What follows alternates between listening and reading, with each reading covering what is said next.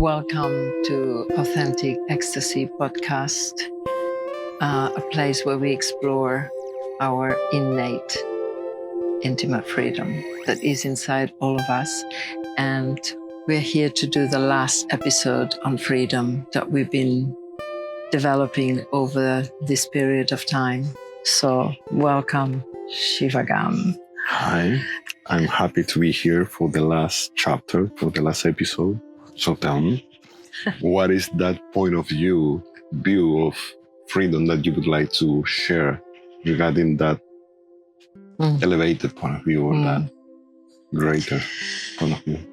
So I just feel like I'm going through stratospheres, because this freedom I'm holding now, it's so deep. And I feel freedom is such a big word, like almost saying cosmic intelligence or the infinite outside time. So it's like we're zooming out. We were talking about individuation from parents, from partners, pulling back. Yes. We began with who am I, Am I living from what I've been told I am? Or I am in the discovery. So as this discovery goes deeper, I would say there's so many layers of freedom that we can be opening. And as I'm saying, it's infinite.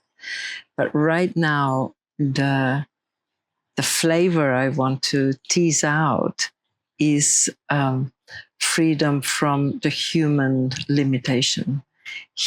Freedom from not just from the collective and the pressure of society, what we would call the superego that we feel to submit or rebel to. That's kind of the horizon we're looking at. It's just like infinite. So that's where I've gone. Where have you gone?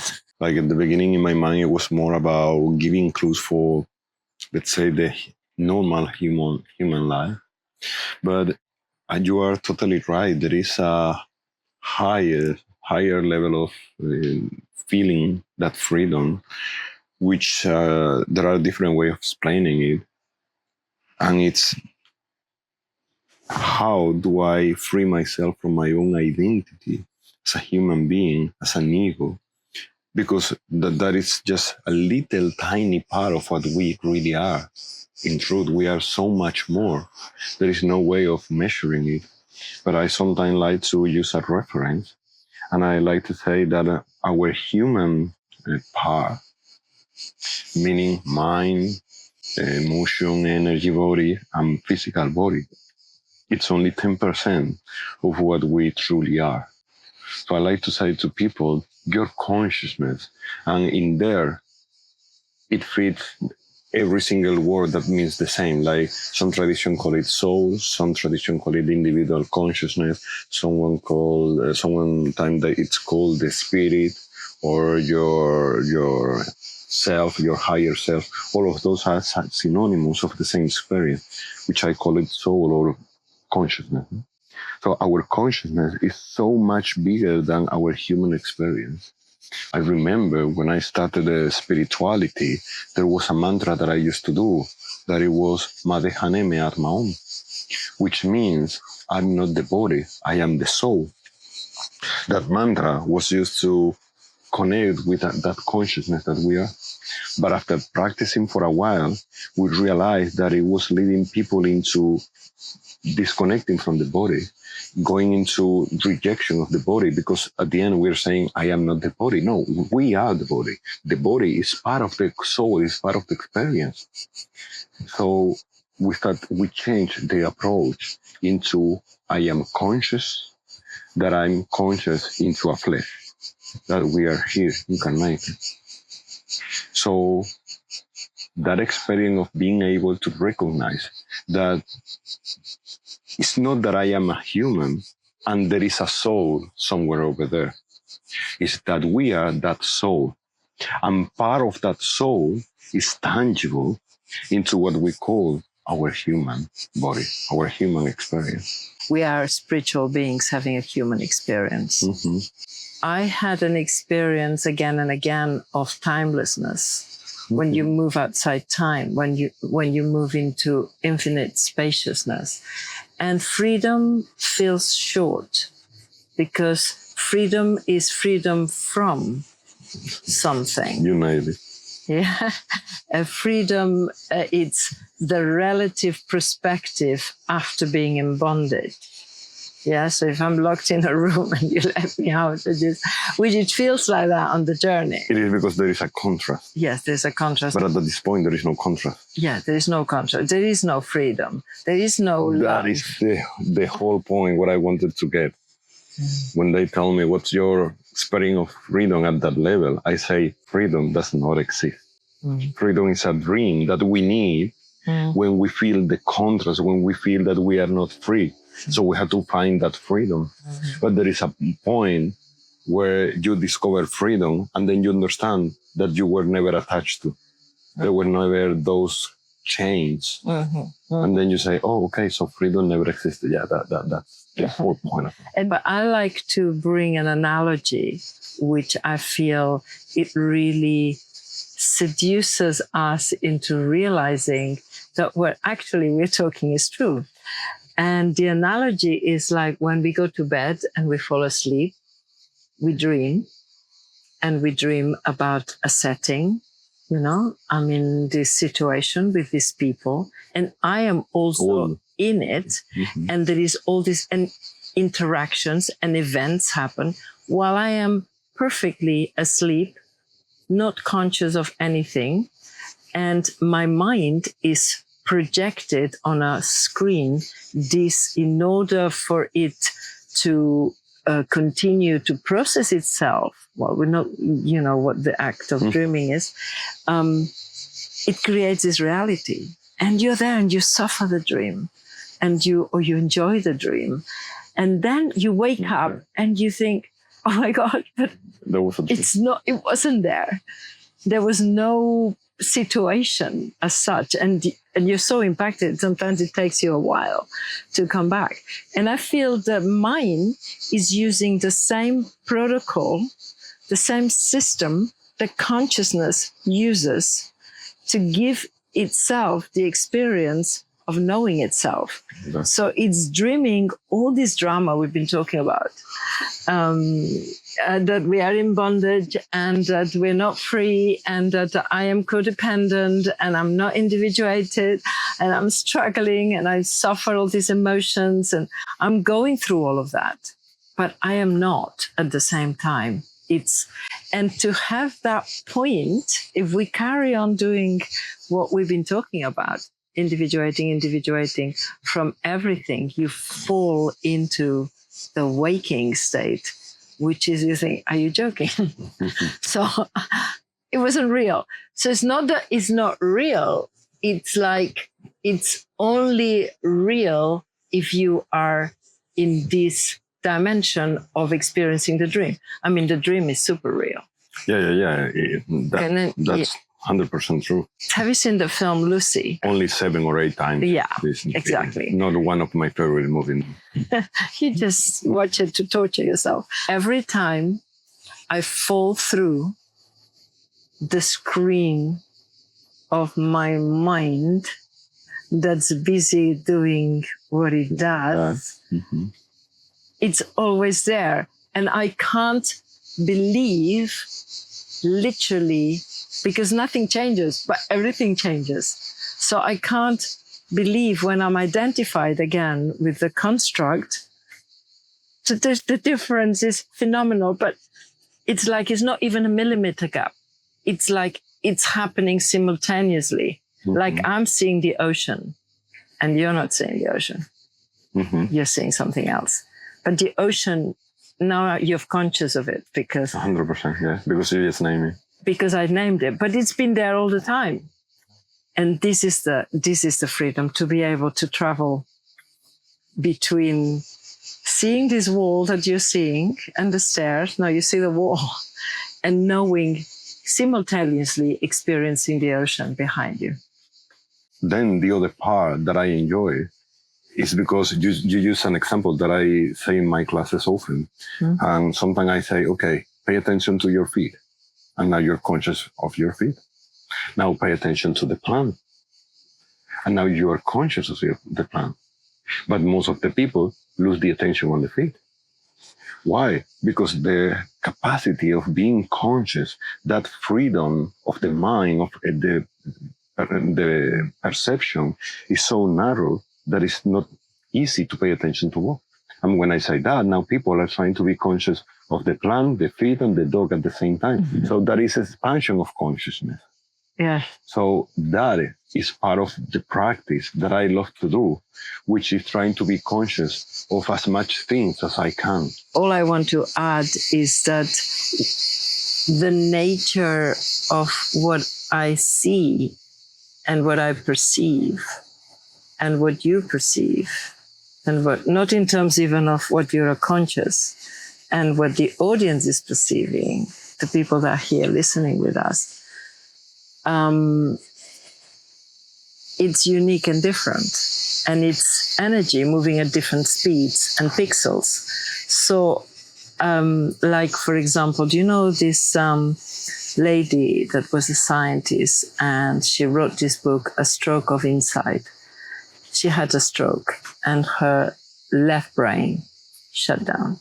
So all she had was right brain, and she couldn't speak, move. She lost all her left brain faculties, but she had the right brain faculties. And then when she managed to recoup, she described what it was like. And it's all pixels. It's all pixels, and you can move through like the fly, how it sees this decoding. We're decoding reality. So I'm just bringing this because as we break belief systems, conscious and unconscious, like you began with the elbows on the table, a rule, a belief system that you don't even know what it means. As you begin to break down, then you enter such capacity to go to right brain, and hopefully you don't lose left brain to be able to interact and do what we're here to do, that you can put the hand through things. And that's the sort of possibility of dematerialization and materialization. So it's not that solid. Oh, it's not solid at all. It's not solid. It's not solid at all. And there are techniques to learn how to put your hand through the walls. It's ancient techniques, and there is so many people that have succeeded. I have never tried or practiced those techniques, but I know that they exist. When we are having a problem, and we resolve a problem, and we resolve it inside, often that problem is resolved also outside. So in that way, we are changing the outside by awakening inside. What I mean is that if you have an awakening now, your house, this place, will not stop existing. Your experience of it will change. Your perception of it will change. But the house will remain here. The place will remain here.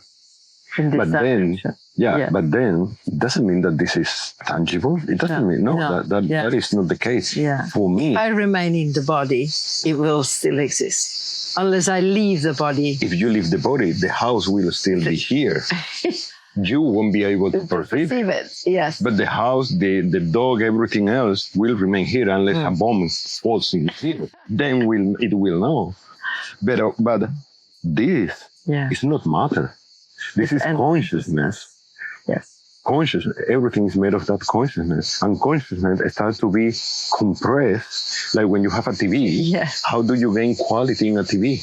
You add more pixels in the same size. So you gain quality. So you get consciousness, and you start to compress it, up to the point where consciousness becomes tangible. So compressed it is. And this is what we call matter. So of course, from the scientist point of view and from the spiritual point of view, matter does not exist, but we experience it. And not to lose our mind, we have to use word. So we say this is matter. Because we need to use words.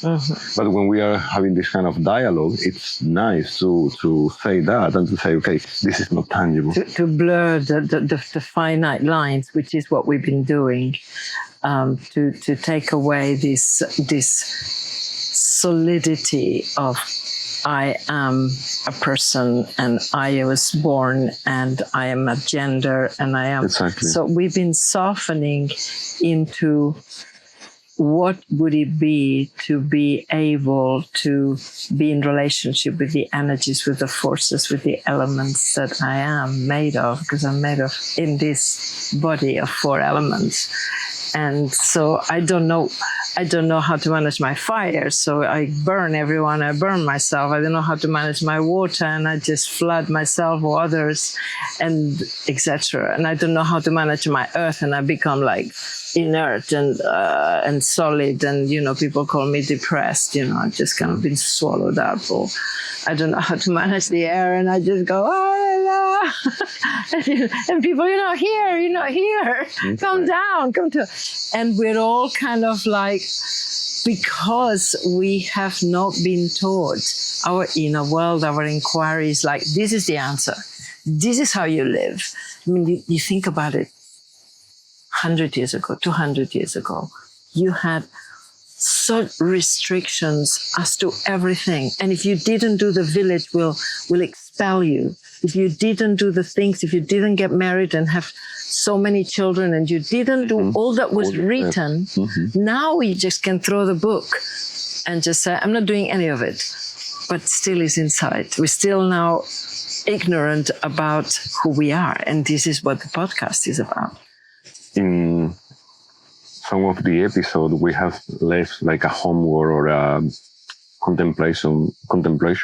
And there is one that I want to suggest to see how people react to that. I like to suggest one too. Okay. And then we can bring a close. Okay. This. So just to see how much we are attached to our identity as a human, what if we consider that in some past life, we were not human? Maybe you were a cow or a dog or a bird or an ant. So if in a few lifetimes in the back, we were not human, what in us is so convinced that now I am a human and this is the truth? Then how much attached we are to move into the next incarnation that we might have that is not human. For me, I don't want to go deeper in that. There is absolutely no doubt that at some point, soul is going to start incarnated in robots, in machine. It's a matter of time. For me, there is absolutely no doubt that it's happening. So how does people feel about moving into the next species? And that is part of the identity. And when I speak about this in my seminar, people start to freak out in their mind. It's like, oh no, that is not happening. No. I assure you it's going to happen. We might not see in this life, but it's going to happen. So how much attached we are and how much afraid we are to start experiencing life from a different point of view, not only of a different human being, but from a different incarnation into different species.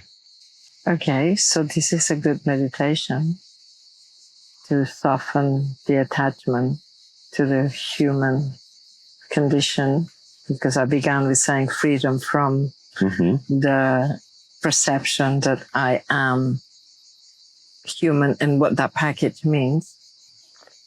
And for the people who are listening and the concept of, or the belief of reincarnation, it's already, it's an edge here, because a lot of people would say, wait a minute, I mean, I haven't experienced reincarnation. And so we're going to put it softly. This is what I say, it's just a contemplation. It doesn't mean that it's true. Yes, okay. Because what I feel is important for all of us is that, understanding is good. That's how understanding comes in. Then to embody consciousness, because we know the feeling of embodying, it takes experience. So you don't have to believe in reincarnation. At all. But if you keep exploring, you will discover what you need to discover. And so I want to put that here. And for me, the practice I like to invite for the ones who are interested into flirting with this larger freedom, is to look at reality, this moment, and rather than looking the solid, the forms, because that's what the attention goes, the feet, the plant, the ocean, the wall, the dog, and what's in between those things and the space. The space, well, there's nothing in the space. I mean, hello, what is that? Hello? Nothing. I see the tree. So it's so conditioned that we are. And then, of course, when I see something that what happens, it stimulates an experience, and then it will draw belief, a feeling, a reaction. I like, I don't like, and off we go, mind stimulation. So when I said earlier, freedom from the screen of the mind, when you asked me, falling through that screen, a good practice, and just try it out, is to just put 5 minutes on times, physical time, and just focus on what's the space rather than the solidity of the person. Like right now, I could be looking at you, and then I like, I don't like, whatever judgments. The mind is always dissecting. But if I look at the space between us, that just blurs, and it doesn't matter, my opinion. So that's the practice of freedom. I like it. Yeah. Thank you. And thank you to everyone watching this podcast related to freedom. Yes. So we are going to conclude this chapter and these episodes on freedom. And our intention is to inspire reflection, inspire curiosity, inspire some of those questions. Who am I? And we will put Shivagam's link so that we can all access the wisdom and what he offers in his courses. And he's got a lot of different podcasts and things that you do. And you have big channel in YouTube with a lot of meditation and practices that you can join. And I have my little offerings that you can also come and discover. But above all, I have enjoyed when two souls meet and we are exploring together from the breadth and the width of our experience. It generates an energy which is absolutely, the word I want to put, delicious. Like ice cream. Yeah. So thank you. Thank you. I trust that we can meet again and maybe do some other chapters. Yeah, so many other topics, I'm sure. Thank you.